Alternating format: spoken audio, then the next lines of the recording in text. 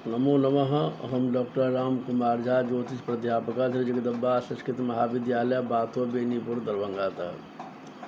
रमल नवरत्नम शास्त्री प्रतिष्ठा द्वितीय खंड विषय प्रश्नावधिज्ञान रत्नम।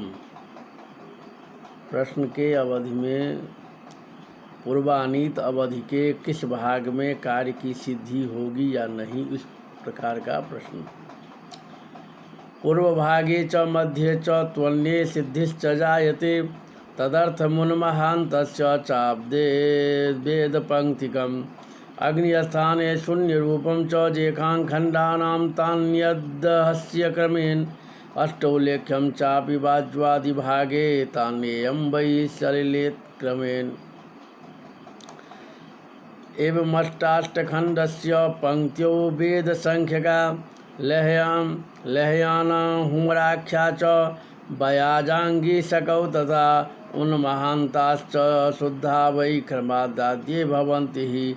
प्रस्तारे प्रथमे गेहे जमातं च भवेद्यदि रुद्धः प्रस्तारको गेयस्तस्मात् प्रश्नं न कारयेत्। पुनः प्रस्तारकं कार्यं प्रश्नार्थं च विचक्षणे तच्चेच्च तिथि गेहे स्याद्वदः प्रस्तारकस्तदा तस्य चोदघाटनं वक्ष्ये शून्यार्थं प्रश्नसिद्धये विना शून्यं न सिद्धि स्यान्मुखे प्रश्नस्य तद्विधम्। यदि प्रश्न करने वाला पूछे कि कार्य के अवधि किस भाग में सिद्ध होगा, तो यहाँ अब्दह पंक्ति की तरह उन्महान्त संज्ञक प्रथम आदि चार घरों की पंक्ति लिखे। अब्दह पंक्ति क्रम से अग्नि तत्व खुली हुई शकलों को प्रथम पंक्ति में लिखे। द्वितीय पंक्ति में वायु तत्व खुली हुई 8 शकलों के लिए। इस तरह प्रथम पंक्ति में लह्यान, हुमरा, बयाज, अंगीश ये शुद्ध उन्महान्त संज्ञक होते हैं। यदि प्रस्तार के पहले घर में जमात शकल आ जावे तो प्रस्तार रुद्ध यानी बंद जानना चाहिए। इस तरह के प्रस्तार से प्रश्न का उत्तर नहीं कहना चाहिए। ऐसी स्थिति में रमलज्ञ फिर पासे डालकर प्रस्तार बनावे। यदि जमात सकल प्रस्तार के 15वें घर में आ जाए तो भी प्रस्तार बंद समझना चाहिए। अतः शून्य और प्रश्न सिद्धि के लिए उस प्रस्तार का उद्घाटन प्रकार कहते हैं, क्योंकि रमलज्ञों को शून्य के बिना मूक प्रश्न की सिद्धि नहीं होती। अब कहते हैं प्रस्तार के उद्घाटन के प्रकार। तथा उद्घाटनं वक्ष्ये भूतादिज्ञान सिद्धये आद्यत्रयोदशाभ्यां च तुर्यशक्रौद्भवं तथा सप्तमार्धदशम्यां च दशमात्खोडशास्तथा तदुद्भवानि चत्वारि तेभ्यः प्रस्तारकं कुरुः। शून्यलाभो भवेत् तत्र तस्याक्षुण्ये विचारयेत् पुनस्तत्र जमातं चेत् दान्यो विधिरुच्यते। अब रुद्र प्रस्तार के उद्घाटन प्रकार को कहते हैं। यदि रुद्र प्रस्तार की पहली, 13वीं, चौथी, 14वीं, 7वीं, 10वीं और 15, 14वीं, 16वीं शकलों के योग से 4 प्रकार के शकल बनावे, फिर उन शकलों पर से एक प्रस्तार बनावे। यदि इस प्रस्तार के 15वें घर में शून्य का लाभ हो तो प्रस्तार ठीक जानना चाहिए। अगर 15वें घर में जमात शकल आ जाए तो प्रस्तार बंद ही समझना चाहिए। इसके उद्घाटन के लिए दूसरी विधि को कहते हैं। तो लह्या हुम्रा बयाजाख्यांकी शानां च चतुष्टयं क्रमेणोद्घाटे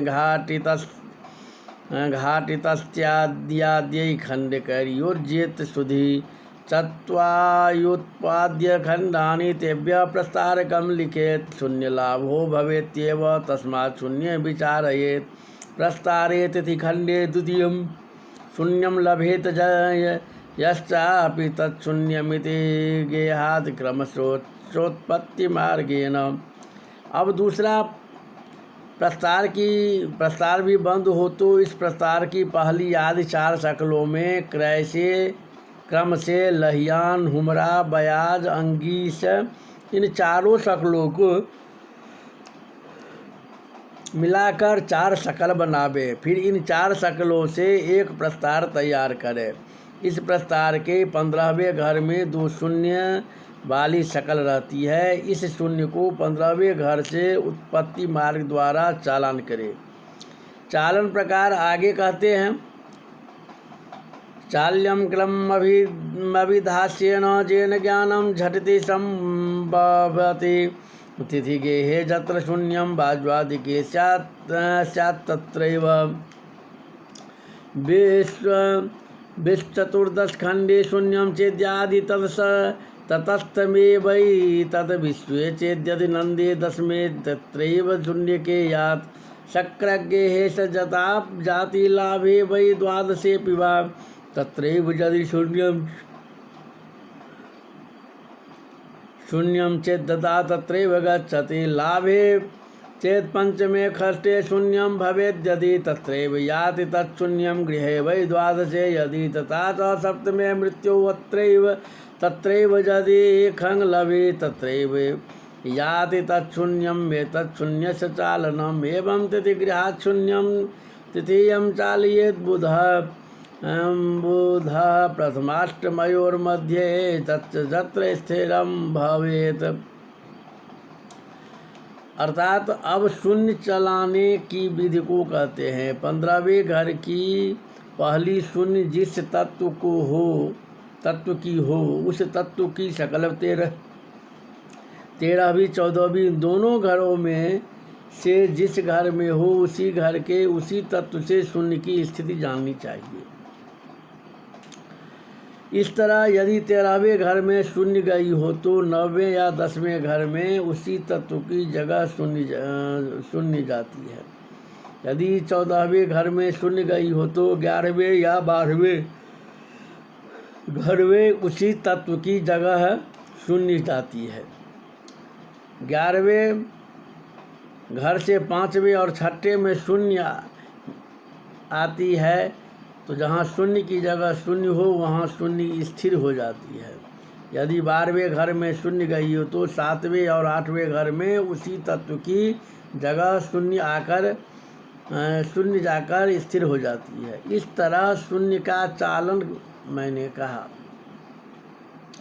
इस तरह दूसरी शून्य को भी 15वीं घर से चलाना चाहिए। यदि शून्य पहली की 8वीं घर में ठहर जाएगी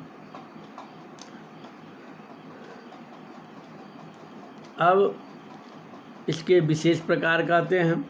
तब प्रश्ने क्वे तद्धि साक्षस माज्ञेयम काल चतुष्टयम भूतम भविष्यम वर्तमानम आकस्मिक चतुष्टयम प्रश्नांकस्यैव सिद्ध्या स कुर्याद् भागत्रयं बुध प्रथमं वर्तमानं च भविष्यं च द्वितीयकम् आस्मिकं तृतीयं च हेयं गेयं विचक्षणै एवं भागत्रयानं च संज्ञा प्रोक्ता पुरातने उन्माहान्तख्या पंक्त्या संजत्र पंक्त्या च जद्गृहे सकलं साक्ष्मी संज्ञं स्यात् तद्गृहे पूर्वपंक्ति के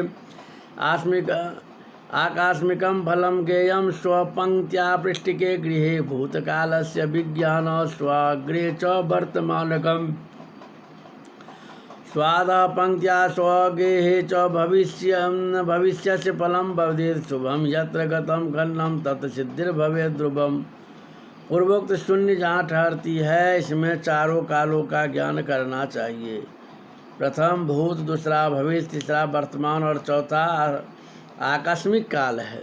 पूर्वानीत प्रसंग के 3 भाग बनावे। प्रथम वर्तमान, दूसरा भविष्य और तीसरा आकस्मिक जानना चाहिए। अब साक्षी संज्ञक सकल उन महांतक पंक्ति में जिस पंक्ति के जिस घर में पड़े पहले की पंक्ति में उसी घर में पड़ी हो तो आकस्मिक फल जानना चाहिए। यदि अपने पंक्ति में पिछले घर में पड़ी हो तो भूतकाल का फल जानना चाहिए। यदि अपने पंक्ति में आगे की घर में पड़ी हो तो भविष्य काल का फल जानना चाहिए। यदि यह शुभ सकल हो तो कार्य की सिद्धि जाननी चाहिए।